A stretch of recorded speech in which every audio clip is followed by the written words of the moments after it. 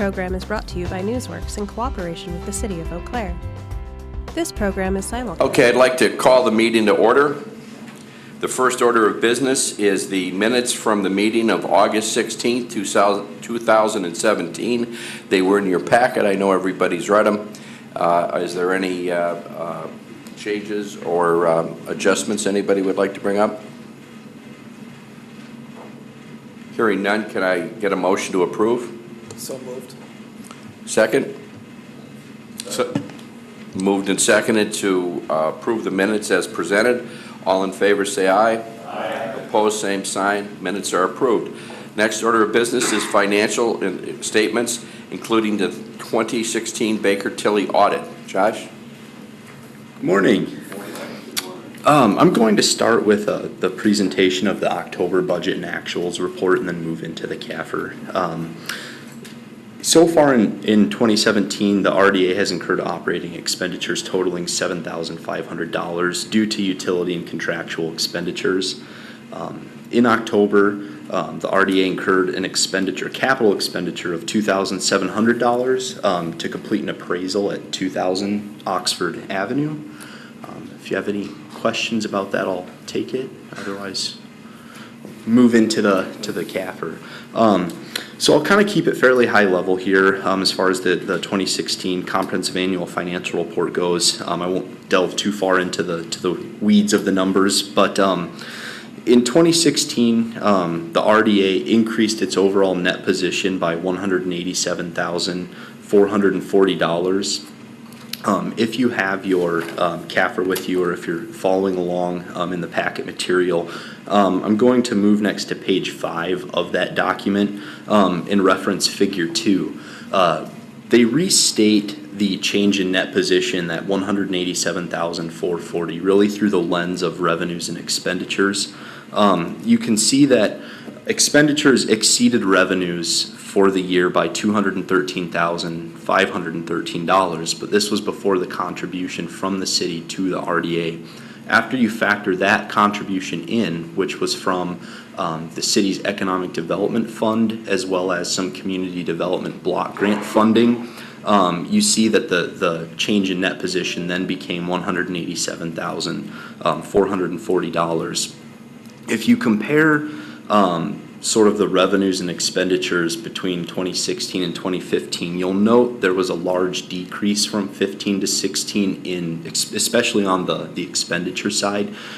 This is due to basically the property acquisitions in the Cannery District. There weren't any in 2016. There have not been any so far in 2017. This is reflective of sort of what Mike and I believe Dale discussed with the board previously, that right now we're looking more comprehensively at what we need to do with the remaining properties we need in the Cannery District to prepare the area for redevelopment. So although there have not been any property acquisitions in 16 or 17, you can see that the RDA has increased its net position, increased its cash position, which we should be able to use to the extent that we can, some portion of that to defray some of the costs that we're planning for in the 2018 CIP. So I will take any questions that you might have. Any questions? Okay, no questions. Thank you. Can I get a motion to approve the financial statements as presented? So moved. Second? I'll second. Moved and seconded to approve the financial statements as presented. No discussion. All in favor, say aye. Aye. Aye. Opposed, same sign. Financial statements are approved. Excuse me. Number 4, the Health Impact Assessment Report for the Cannery Redevelopment District. Audrey? Good morning. Thank you very much for having me here. I think it was maybe August of 2 years ago was the first time that I was here to just introduce a new project that we were piloting here in the city of Eau Claire, which is the tool of a health impact assessment. We just released the results of the health impact assessment, or HIA, on Monday at a public open house at the Children's Theater. So I just wanted the opportunity to share a little bit about our process and then a little bit about our recommendations as well. And I believe you got an executive summary in your packets, and there are full printed paper copies available. We have electronic copies, and it's also available on our on the HIA website, which is hosted under the Health Department too. So lots of opportunities to get a chance on the full report. So hopefully this should.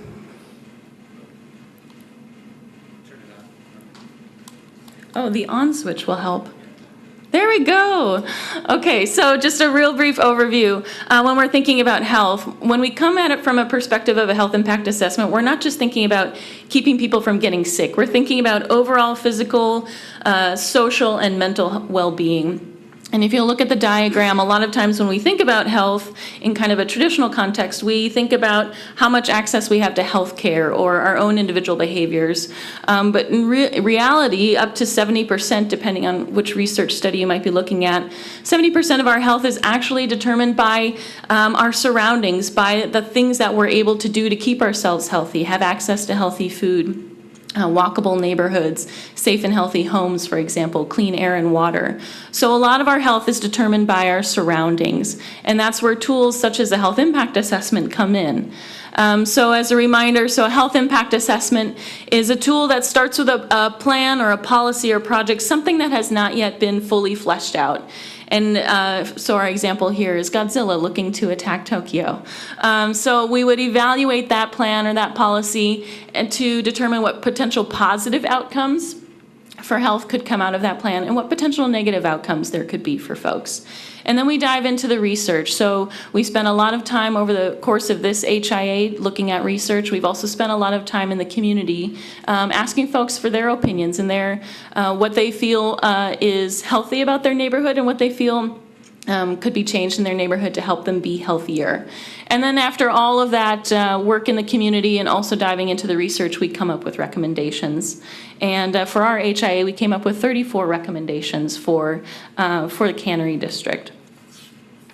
So just a reminder, why do an HIA? Why are we talking about this now? Well, about 4 or 5 years ago, when the health chapter was passed for the comprehensive plan, Land Use Policy 3.2 specifically called out that we explore using this new tool, health impact assessment, to specifically look at health in the built environment and to build capacity in our community. So this opportunity was really a chance to move that portion of the health chapter forward, and was an opportunity for us to learn not only at the health department but across our project team, which included staff at the city, how to use this tool and if it was a good fit for our community, and what other tools might be better suited to other projects in the future. So specifically now for the Cannery District, this group is very familiar obviously with that area, but just a few things about the neighborhood that stuck out to us.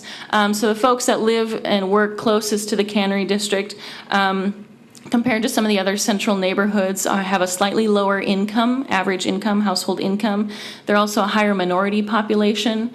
Over 60% of that neighborhood rent, and over 90% of the folks that rent are cost burdened. So cost burden means that they're paying over 30% of their income just on their housing costs, and that's sort of the threshold where generally it's seen as unsustainable to be paying over 30% of your income. There's also no neighborhood association, so it was challenging for us as a project team to be able to easily get a hold of a large group of people in this neighborhood. We ended up going door to door, and I'll talk about that in a little bit, to talk to folks because it was hard to get this neighborhood organized. So looking at all these statistics about this neighborhood, it indicated to us that there are some vulnerable populations in this area, not only with our senior center, but also the Montessori school, so children's population, and then low income and cost burden folks as well. So we wanted to pay particular attention to their health needs as the development progresses. So a little bit about the funnel of information that came into the health impact assessment. So I'll advance this a little bit. So we've got a project team, like I said, made up of City of Eau Claire Healthy Communities, which is a health coalition for our county, the Health Department, Jonah, Mayo, and then also Medical College of Wisconsin and UW Eau Claire served as our academic partners and really supported us in the research arm of the HIA. We also got assistance from Georgia Health Policy. They're a national group that does training on health impact assessment and was really helpful in building our capacity in this community to be able to use this tool. But as far as the information that we pulled into that project team, so we did have two advisory committees over the course of about 15 months. They met about every 6 to 8 weeks, and they gave us lots of feedback into the HIA. We had a group that represented folks that lived and worked in the neighborhood, so our neighborhood advisory group. And then another group we considered our Eau Claire area group, so folks that maybe don't live or work in that area, but might work in a city office, a county office, at the university, or some other folks who have an impact on a little bit broader scale than just the neighborhood itself. And then, of course, community residents. So we spoke to about 100 residents in all, either through one-on-one conversations, sort of focus groups that we set up, or through door-to-door surveys that we did with the university students as well about a year ago now. So all of that information was funneled together through our project team and into the final health impact assessment report. So as far as how we broke out the report, we have 3 focus areas, just based very generally on what the neighborhood advisory group and the Eau Claire area advisory group were interested in learning more about and getting recommendations about, and also just sort of practically for development areas. So the park and trail design being one area of a focus, street and sidewalk design or sort of neighborhood design as a second area, and then housing affordability and infrastructure as as the third area. So these areas were voted on by the advisory committees after they saw about 20 different topics, and we had some discussion. Then we voted down to these 3 development areas to focus on. So again, about our process, we spent a lot of time collecting data, secondary data, census data for the neighborhood, and comparing it to the city and the county. We spent a lot of time in the neighborhood doing community surveys, as I mentioned, and then researching case studies that were again, supported by our partners at UW-Eau Claire and the Medical College of Wisconsin. So I'll share just a little bit of the data that we've collected. First of all, some of the secondary data. So looking at household income. So the red bars are for the neighborhood. The dark blue bars are for the county, and then light blue is for the city. So you can see the city and county are very similar when it comes to those income brackets that we've separated it out. This neighborhood, though, has a much higher percentage of folks that have a household income of less than $25,000 annually. So again, a potential vulnerable population that we wanted to pay attention to and consider some recommendations for during development. And then we can compare again the neighborhood and the city and the county to renting and cost burden households. So again, households that rent, and of those that rent, folks that are paying over 30% of their income. So same color coding, we've got our neighborhood. It has a much higher number of folks that rent, so over 60% that rent, and over 90% that pay too much for their rent, that it becomes unsustainable or is unaffordable.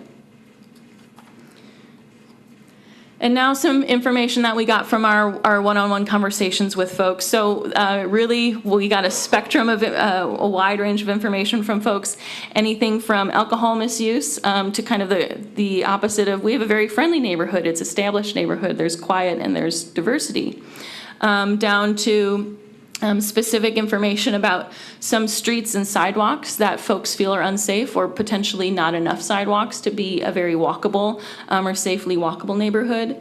And then some information about housing as well. So one person did comment that housing, if there were to be new housing or new housing development within the Cannery District, that it should be affordable and accommodate many different people, rich and poor. And this is similar to, as a city, what we said last year in a national citizen survey that was completed for our city, where 47% of the residents said that our availability of affordable housing is either fair or poor. So over half the folks in our city felt that we need more affordable housing for folks to be able to meet those housing needs. So now to the bread and butter of our HIA, the recommendations. Of course, like I said, we had 34 recommendations. We broke them down into 5 different categories, those being equity. And equity we defined as not just giving everyone the same thing, that would be equality, but equity meaning for folks that need something different or need something more, that they get something different or something more. And that we don't, that we're sensitive to socioeconomic differences, racial differences, perhaps age differences when it comes to thinking about what would be best for this neighborhood and for the rest of our community to be able to enjoy the new space in the Cannery District. So other recommendation categories then, public space and place, recreation, we talked about safety and also transportation. And I'll just go through some very high-level recommendations real quickly for each of those. So when it comes to equity, we did recommend affordable housing. Gentrification was a term that came up quite a lot in our advisory committee, so the fear of being priced out of the neighborhood if the Cannery District becomes a very desirable place to be and a very desirable neighborhood to live in. And also community engagement and design, so allowing the community to really have some buy-in in the design and be able to be part of that design process. Public space in place, so facilitating social interaction, thinking about public green areas, open spaces, pedestrian features, art benches, wide sidewalks, ground floor windows that really encourage pedestrian activity. And again, a lot of these things we have great examples of in this city. I just want to call that out, that these are not necessarily all new types of development features that we have in Eau Claire, but they're recommendations that are supported by the research to help improve health, help improve social cohesion, mental health, and physical activity. So it does not mean that there's been a void of these types of features in our development so far. And then recreation, thinking about active and passive spaces. So again, thinking about different age ranges that might use the park, multi-generational play areas, and then different programming for different socioeconomic levels. And then our last two categories of recommendations, so safe environment, using crime prevention through environmental design. I know that that's something that AIRS Associates is well familiar with, and we've talked with them about. They were engaged in one of our advisory committees, so that's something that's already been considered in the park design, making use of natural surveillance, so facing windows toward the trail or making roads align with the park so that folks who are passing by or working in the area can kind of have eyes on the area as well. And then transportation choices, so again, supporting walking, supporting biking, and supporting traffic that allows pedestrians, especially populations like those who might come over from the senior center or students from the Montessori school who might want to cross some of those busy roads to be able to enjoy the park, that they can do so safely. Again, things that we have lots of good examples of here in the city already. And then finally, what do all these recommendations mean for health? So we look specifically at these health outcomes of physical activity, safety, mental health, affordable housing, and social cohesion. And we found that for the top four, then based on if all these recommendations were to be implemented, that we'd see these increases in those health areas. Social cohesion is a really tricky, it's a tricky subject to define. There's been some really interesting research done, but some research studies are not as strong as others, and so we found that there's potential for mixed results to social cohesion depending on what sort of changes to the neighborhood and neighborhood connections were to occur throughout and after, years after the development. And then we estimated the number of people sort of arbitrarily, but high meaning a lot of folks would feel that positive impact, all the way down to, for example, low number of people who might experience mental health impacts. While those mental health impacts would be good, we don't expect everyone to feel them at the same level. Mental health is one of those. It's a complex topic to address when it comes to environmental design. So with that, I thank you again for the opportunity to share this with you. I appreciate you allowing Mr. Klinkhammer to be part of our advisory committee throughout the process as well. I do want to mention, I know I was here 2 years ago at the start of this project. We spent about 2.5 years in all to do the health impact assessment, but also to learn how to do it. We spent a lot of time training, and we spent a lot of time in the community, and anticipate that for future opportunities to evaluate health in the built environment, we could look at research and do some one-on-one interviews in a few weeks and have an idea about health impacts in a few weeks, all the way up to a very comprehensive study, which can take a number of years. So there's a range of the amount of time and effort and energy that can go into an HIA depending on the needs of who would like to look at the recommendations and the needs of that community as well. So thank you. Thank you very much. A very good report. Any questions from members of the board? Marty? You had mentioned at the beginning that there's no neighborhood organization, and so you had to go door to door. You said you were going to explain how difficult that was and what kind of reaction you got doing it that way. Yeah, thank you. So we took a specific survey tool called the Neighborhood Environment Walkability Survey. We trained a couple of college students about how to do door-to-door interviews, and just with timing of the semester, they were out there about a month before the presidential election last year. So there's a little complicating factor there. They knocked on about 300 doors. I don't remember the percentage of folks that answered the door, but of folks that answered the door, about 60% of them agreed to take the survey. And they agreed to take the survey before we said, we will give you $10 in chamber dollars to take the survey for us. And one person did turn us down and said, no, I don't need your chamber dollars.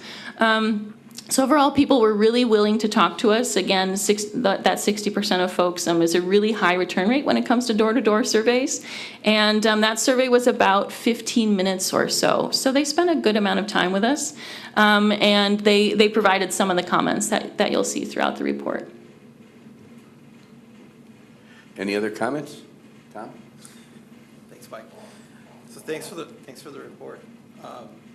So we only have really I believe only the executive summary here in our packet. Is that correct? Mm-hmm. Yeah. So just looking at this, you're obviously familiar with the design plans for the cannery district.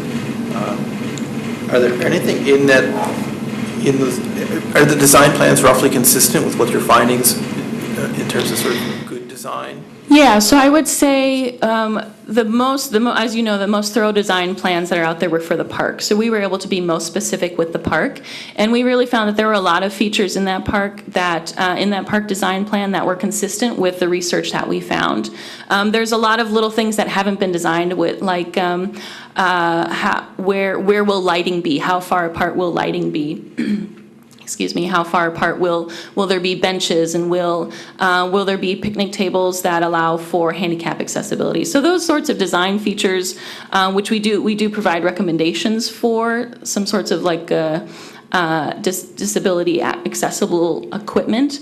They aren't part of that plan yet. So I just want to say that some details we weren't able to evaluate because they're not there. But generally, we thought that the park and trail design plan, the width of the trail that's already been built, and the variety of passive and active spaces that are in that plan were really well supported by what we found in the research for positive for social cohesion and for physical activity. Thank you. Very good. And we want to thank Dave for being on your committee, and I'm glad that you say he was helpful. Absolutely. And perhaps you had something you'd like to add?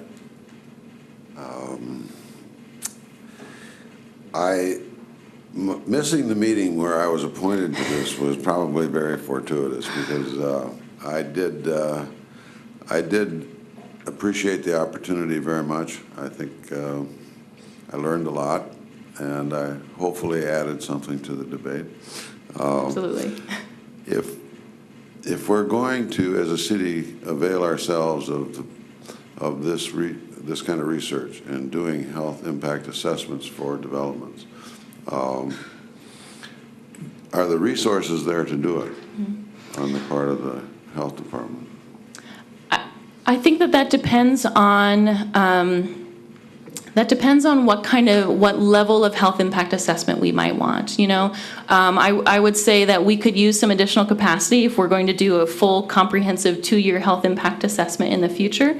That takes a significant amount of staff time and resources.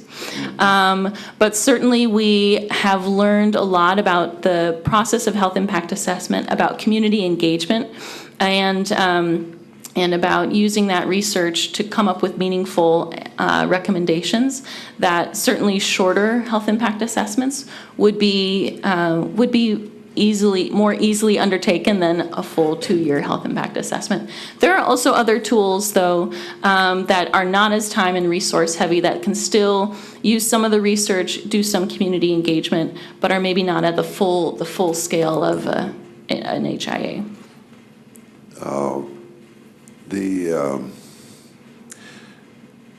Having completed the exit interview, for lack of a better term, yesterday with the 2 people from the Wisconsin Medical College, yep. Yes.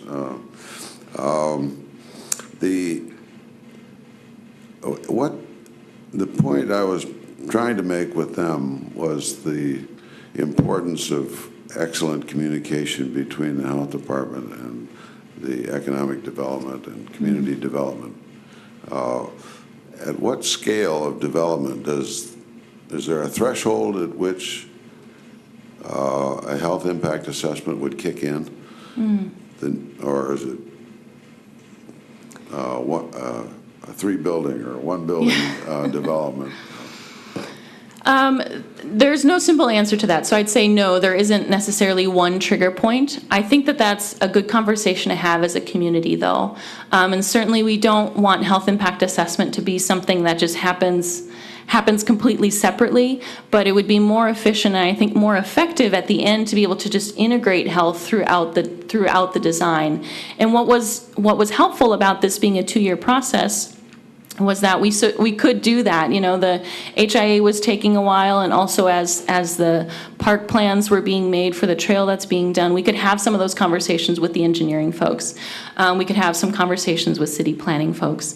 And so I think that it's a good conversation to have as a community to say, what is the best way to integrate health? And that was part of this project as well, not just to do an HIA, but to be able to start those conversations. When it comes to recommendations from an HIA, they don't all go to one group. Not all recommendations are for the RDA or for the engineering department or for a potential developer coming in. Different recommendations go to different groups. So to be able to have those conversations throughout the HIA at any stage of the development, from conception to finalization, I think are very important. Yep.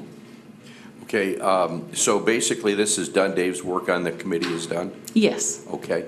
Do you need anything else from the RDA? Because Janine isn't here, we could always appoint her.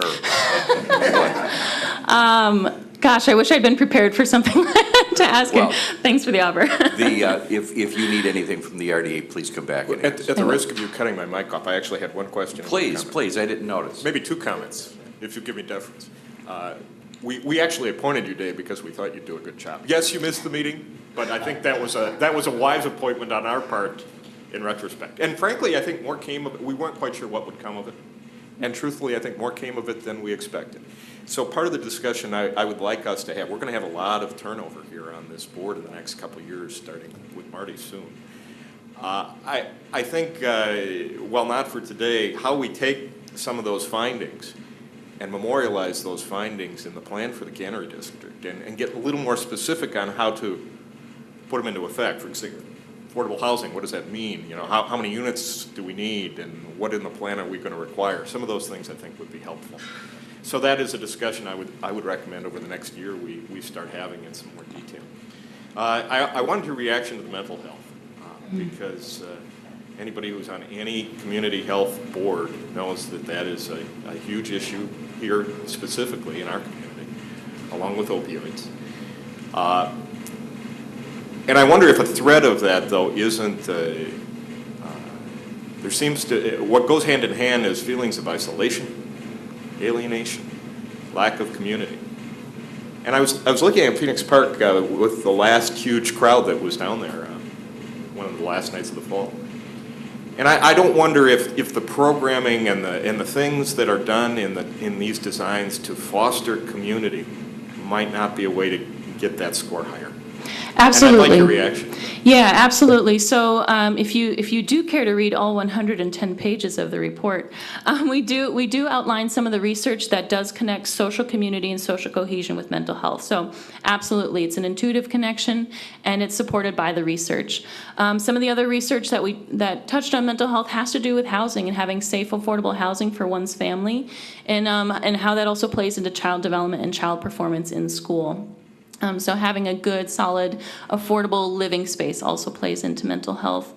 But then also another interesting line of research was access to green space. There's been a lot of research about crime rates in trees in cities that have more greenery, have more trees, and there's a specific study in Baltimore that we talk about in this study as well. So all of those features, affordable housing, social connection, access to green space, which we expected to increase with this development, are tied to mental health, and that's how we kind of expected this increase in mental health outcomes to be realized as well. The only reason I want to make the point, early on when we were talking about Phoenix Park, there was a tension between whether it should essentially be a nature preserve or have programming spaces with the farmers market. And I'm not sure any of us, frankly, knew at that point how to draw that line. I suspect the RDA in the future is going to have a similar set of issues to deal with here. And I just want the programming portion of this not to get lost because we were lucky we didn't, frankly. Thank you. Good comments. Audrey, thank you very much. Thank you, appreciate it. Okay, the fifth item is consideration of a subordination request for Phoenix Parkside LLC. Jay?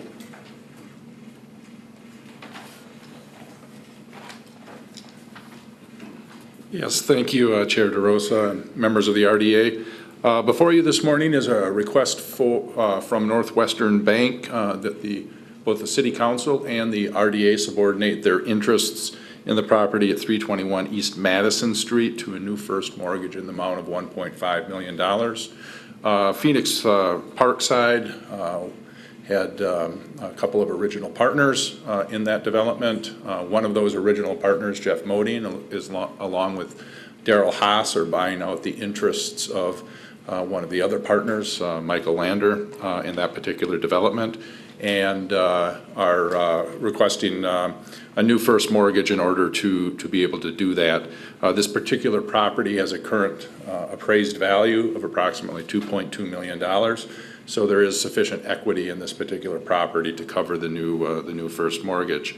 As members of the RDA are likely aware, in order to facilitate this project, the RDA basically loaned $600,000 to Phoenix Parkside and in terms of a land loan, if you will, and that loan is being written down at the rate of 10% per year. At the present time, there's $60,000 left to be written down on that loan, and we expect that will occur. The developers have been meeting their benchmarks in terms of the value guarantee that was contained in that development agreement. The minimum valuation for this property, as well as the other properties in this particular development, was $9.7 million, and they have exceeded that development threshold. The subordination agreement does continue the terms of the original development agreement, including things such as parking leases and requirement that the properties remain taxable, and that minimum valuation guarantee of $9.7 million. The City Council did review this request at their meeting last evening and did approve the subordination of the city's interest in this particular property. So staff is recommending that this request be approved. Any questions? Discussion? Could I get a motion to approve? Okay. Moved and seconded to approve the subordination request for Phoenix Parkside LLC. Any further discussion? Hearing none, all in favor? Aye. Opposed, same sign. It's passed.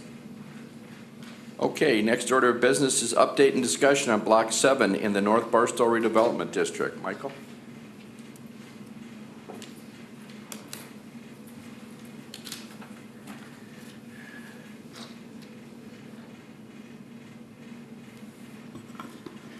Okay, it's been a while since we talked about this Block 7 plan, but it was presented to you in the summer.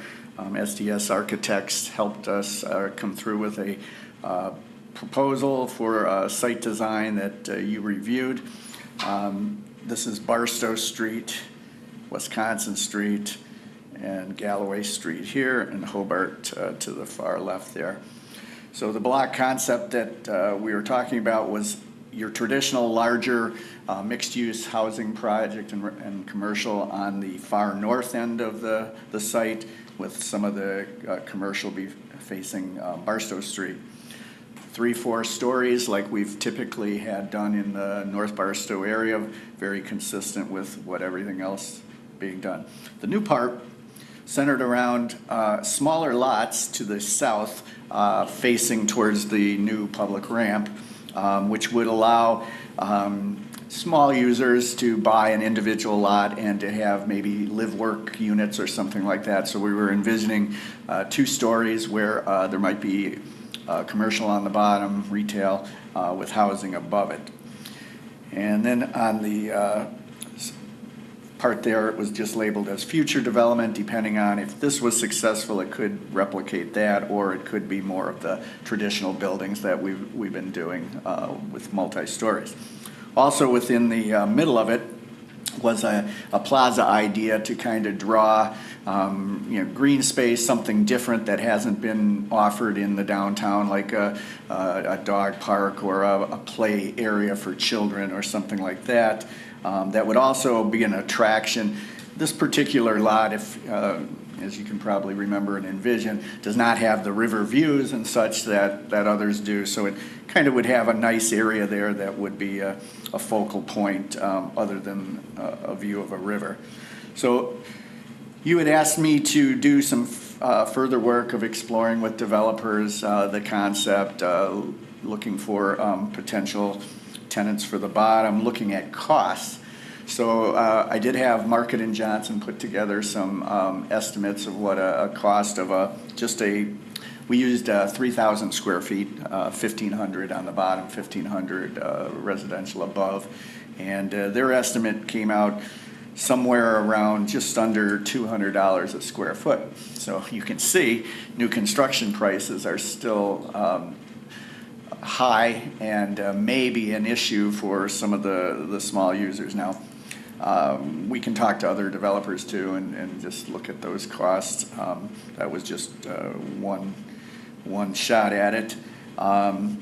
We do have some interest by some people that would be interested in the lots. We are going to be meeting with other developers soon regarding some of these concepts here and everything, but wanted to just make sure you knew we were working on things, some of the things that had come up and everything, and see if you have any other direction as we work through it. Comments? Jeff? Oh, excuse me. Dave? Cost isn't hugely surprising. I wonder if maybe that number is going to require us to broaden our vision for what might be appropriate there a little bit, which isn't to say that you might not see some artists and some of the things we were talking about. But as you move up in price point, I think what you're going to see is more work-at-home entrepreneurial. Folks whose business may be a keyboard, frankly, or counselors or architects or designers or that sort of thing. My own sense, and I just put it out for discussion, that still could be a very good thing. To get that sort of use down here puts more owner-occupied housing here, which I think stabilizes a neighborhood. You need a blend. And it allows people to economically participate in ways that they couldn't in an apartment. They can build some equity in it. To me, it is worth a chance to give it a try. And I would strongly encourage, if we can make it work, to give it a try. But I think it also is incumbent on us then to have a backup plan if it doesn't work. And what I like about this plan, Mike, is the building on the corner now from the live-work units. You could expand that as an L to go down the block if it simply doesn't work, to get out of the trouble as fast as we got into it. So I like the plan. I think it's really flexible. I like the courtyard, the details of who will be responsible for taking care of that to make sure it stays a good public space. And the rest is just going to be a challenge. And I think it's going to be a challenge the whole way through. It hasn't been done very often. Part of the point here is to try new things. And I think that might be something worth trying if we can get the price down a little bit. So, 2 cents. Other comments? This is a quick question. Go ahead. Is there anybody looking seriously at this? So we had the. Okay. So we have some. And we have others too. Okay. Yes. Okay. Excellent. Thank you. Like, just another question. Where is the parking for all of this? That's always the big thing downtown. Show us where the idea. So the parking is underneath.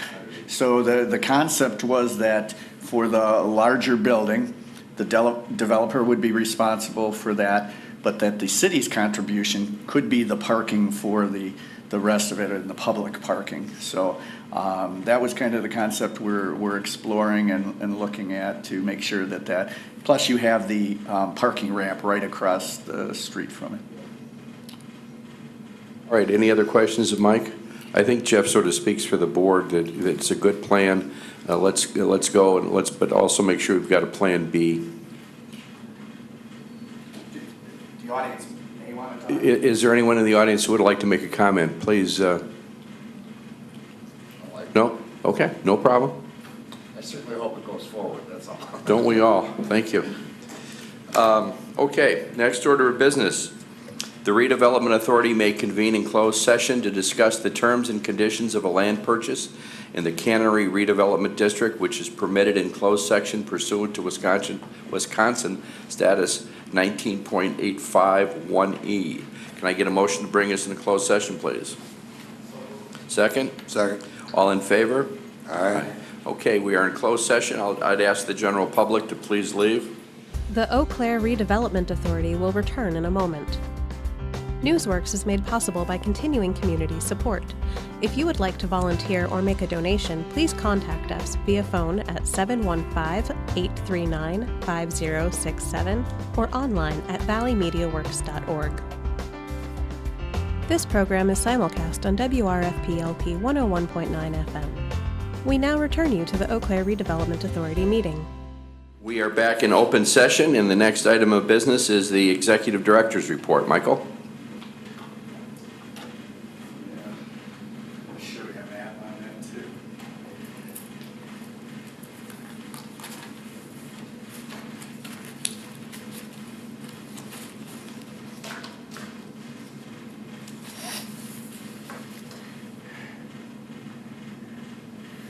So this is another version of that Cannery District area. But in the future, we have talked about this lot up here on First Avenue converting from the city to the RDA as part of the city putting in park area here. So it's gone through the first part of the process with the city where they've gone to all the departments and asked to have it as excess land that would then go to the Plan Commission. Dale has approved that, so it would go to Plan Commission on December 4th and then Council December 12th to get approval to transfer that for $1 over to you, and then we would put it on your December meeting. So just wanted to let you know that that's continued to be in the works. We've also mentioned that the CIP was approved last night, so that will give you dollars in the Cannery District for future acquisitions and such. And the only other thing to report, okay. The only other thing to report is that we did get a call from Hills Tax Service during the demolition of the brewing project building. There were some vibrations there that they believe might have caused their furnace to go out, but to this point, no further action. It seemed like it was a might have. Asked us to use other methods of demolition, which are impossible.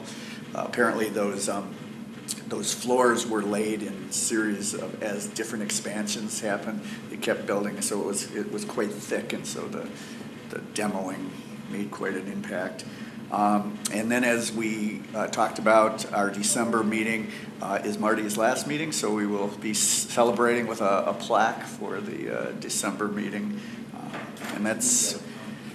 Just as far as the demo on the new brewing project, everything went fine with that? Yeah, I checked with Rod Bonesteel, who is leading that for the city, and I checked with Mr. Glass to make sure from his opinion, and he said he had no issues at this point. That was a few days ago. I haven't heard anything new. Usually if there's a problem, I'll hear about it fairly fast. So far I think so good. Keep your fingers crossed. Okay, any announcements, any correspondence, fan mail out there for us? Okay. And the next meeting is December 20th. It will be Marty's last meeting, and it will be our usual gala Christmas festivities. So please make sure to attend. And without nothing else going on, we'll stand adjourned. Thank you.